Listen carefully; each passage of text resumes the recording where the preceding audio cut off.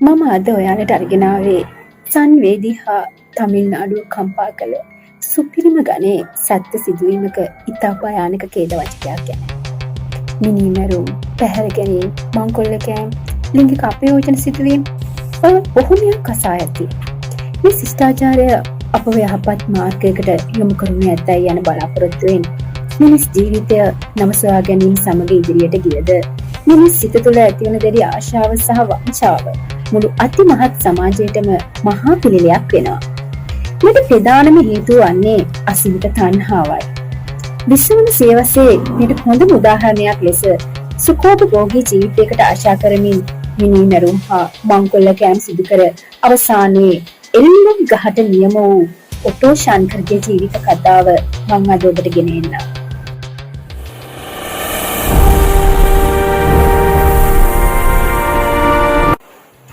සියලු දෙනාම සාදරයෙන් පිළිගන්නවා මගේ ප්‍රබාඩ් YouTube channel එකට. මාව subscribe කරන්න අමතක කරන්න එපා. මට සහයෝගය ලබා දෙන්න කියලා මම ඔයාලගෙන් ඉල්ලන්න සිටිනවා. 1988 මැයි 9 වන දින චෙන්නයි මන්දවේලි ප්‍රදේශයේ පදිංචිව සිටි මෝහන්, සම්පත් සහ ගෝවින්දරාජ් යන තරුණයන් තිබෙන අතුරුදහන් වී ඇති බවට ඔවුන්ගේ පවුල්වල සමාජිකයින් පොලිසියට පැමිණිලි කරලා තියෙනවා. මේ අතර සම්පත් කියන්නේ මහම් ශිල්පියෙක්. මෝහන් කියන්නේද රජයේ සේවකයෙක්. තිරුවාන්‍යපූර් පොලිසිය කළ පරීක්ෂණයේදී හිලුවේ මේ තිබෙන අවසන් වරට ගිහිල්ලා තිබුණේ ඔටෝ ශාන්කර්ගේ නිවසට බව. පොලිසිය නිහඬව නොසිට මෙම පරීක්ෂණය දැඩිව සොයා බැලූ නිසා තමිල්නාඩුව සලිත කරවන තොරතුරු රැසක් සොයා ගන්න පුළුවන් වුණා. අපි කතා කරමු කවුද මේ ඔටෝ ශාන්කර් කියන්නේ කියලා. 1980 දශකයේ තමිල්නාඩුවේ හොර මත්පැන් ව්‍යාපාර ජාවාරමක් කෙරුණු කාලයක් තිබුණා. එවකට මත්පැන් වෙළඳාම පෞද්ගලික අංශයට අයත් වූ අතර එම ව්‍යාපාරිකයෝ එම ප්‍රදේශයේ නැරයන් ලෙස තමයි ක්‍රියා කරලා තිබ්බේ. එතකොට එවකට දේශපාලනය නම් බොහෝම පහළ මට්ටමකට තමයි පැවතිලා තියෙන්නේ. සාමාන්‍යයෙන් දේශපාලනය සහ පොලිසිය ඔවුන්ගේ අල්ල නටවන්න තරම් ඔවුන් මේච්ච වෙලා තියෙනවා. ඔවුන්ට මුදල් උපයන්නත් හැබැයි හැකියාව තියෙනවා ඒ කාලේ.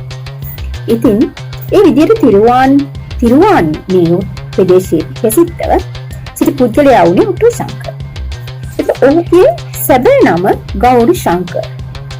එතකොට ඔහු ටියත් එක්ක එනවා මේ චෙන්නයි වල පදිංචියට.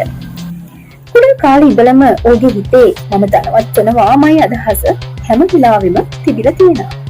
ඉතින් මේක හොඳ අරමුණක්. මුලින් ඔටෝ ලියදුරුක් වුණ ඔහු හොර මත්පැන් ජාවාරමකට සම්බන්ධ වෙලා තියෙනවා. ඒ අතර ඔහුට හිතා ගන්න බැරි විදියට මුදල් ගලා එන්න පටන් අරන් තියෙනවා. ඒ නිසාම එයා කාන්තාවන් ජාවාරම් කරන්නටත් එයින් මුදල් උපයන්නටත් පෙළඹිලා තියෙනවා. ඒ විතරක් නෙමෙයි. රිබන් වැනි අයට කාන්තාවන් විකුණලා රහසිගතව වීඩියෝ කරලා ඔවුන්ව බ්ලැක්මේල් කරන්න තරම් යාළු හුරුකම කන්න තරම් මෙයා දක්ෂ වෙලා තියෙනවා. මහරයි නේද? ඒ නිසාම පොලිසියට සැකමත් වෙලා තියෙන ඔටෝ ශාන්කර් ගැන. නමුත් ඔහු පුනා කියලා තියෙන්නේ කිසිවක් මම දන්නේ නැහැ කියලා. පස්සේදී ඔහුගේ සමීපතම මිතුරන් වූ ඔටෝ මනී සහ බාබු සහ ජයවේල් යන අයගෙන් ප්‍රශ්න කිරික් කරන්න ආරම්භලා තියෙනවා. ඉතින් කුරුළු ලෙස ප්‍රශ්න කරන්න ඇති. ඒ නිසාම බාබුට මෙය දරා ගන්න අමාරු වෙලා තියෙනවා. ඉතින් බාබු පාපොච්චාරණය කරලා තියෙනවා. මෙන්න මේ විදියට සැලැස්මක් අනුව අපි වැඩ කරා කියලා. එහෙනම් බලමු කොහොමද සැලැස්ම මොකක්ද? කොහොමද යාළුවෝ වැඩ කටයුතු කරලා තියෙන්නේ කියලා. මේ මහා ඛේදවාචකයක්. සම්පත්, මෝහන්, ගෝවින්දරාජ් ඇතුළු 5 දෙනෙකු ඉතා කුරුළු ලෙස ඝාතනය කළා තියෙනවා. ඉතින් ඒකට සාධක හොයාගෙනත් තියෙනවා. පොලිසිය වහවහ සෝදිස් කර තිබූ ඔවුන් දුන් පිළිතුරු අනුව සොයා බලනකොට තිරුවාන්මියුර් ප්‍රදේශයේ තිබූ නිවසක් තුළ පොළව හාරා නරක් වූ මලසිරුරු 4ක් හමු වෙලා තියෙනවා. වැඩේ කියන්නේ පස්සේදී හෙළි වෙලා තියෙනවා රවි නැමැති ඔටෝ රියදුරුකු සහ සුඩලේ නැමැති අයෙකුද ඝාතනය කරලා තියෙනවා කියලා. ඉතින් මේ නඩු තීන්දුව කුමක් වෙන්නේ නැතිද? ශංකර් විතරක් නෙමෙයි ඔහුගේ සහෝදරයෝ 11 දෙනෙක් අත්අඩංගුවට අරන් තිබෙනවා. එවකට තමිල්නාඩුවේ දේශපාලනය අස්ථාවර වෙලා තිබුණු අතර ආණ්ඩුකාර ටී.සී. ඇලෙක්සැන්ඩර්ගේ නියෝගය මත පරීක්ෂණය කඩිනම් වෙලා තියෙනවා. ශංකර්ගේ දිනපොත බලද්දී එහි තිබී දේශපාලකයන් සහ පොලිසියට අල්ලස් දුන් තොරතුරු රසක් සටහන් වෙලා තියෙනවා. ශංකර්ගේ ඝාතන ඇස්තුවේ 6 වන ගොදුරුවේ ඔහුගේම සිව්වන බිරිඳ. හැව මරා නිවසේ කුස්සිය අටින් වලලා තිබියදී සොයා ගැනුණු අතර මුදල් හා කාන්තාවන් වෙනුවෙන් ඔහු ඕනෑම අපරාධයක් කිරීමට පසුබට නොවුණු අතර ඉතාමත් දරුණු මානසික අසහනයකින් පෙළෙන ඔටෝ ශංකර්ගේ තවත් හපන්කමක් මේ අතර වෙනවා. නඩු විභාගය අතර 1990 නඩු විභාගය අතරතුර 1990 අගෝස්තු මාසයේදී ශංකර් ඇතුළු තවත් 5 දෙනෙක් චෙන්නයි මධ්‍ය සිරගෙදර පලා ගිහිල්ලා තියෙනවා. 5 දෙනෙක් එක්ක මෙයා පැනලා ගිහින් තියෙනවා. හැබැයි පැනලා ගියාට වැඩි දවසක් යාට සෙල්ලම් කරන්න හම්බුනේ නැහැ. උපරිම දවස් 12කට පස්සේ මඩීෂා ප්‍රදේශයේදී ඔන්වැලි අත්අඩංගුවට ගැනීමට පොලිසියට හැකි වෙලා තියෙනවා. 1991 මැයි 31 වන දින සිය නඩු තීන්දුව ප්‍රකාශයට පත් කරනවා. එයින් ශංකර් ඇතුළු 30 දෙනෙකුට මරණ දඬුවම නියම වෙනවා.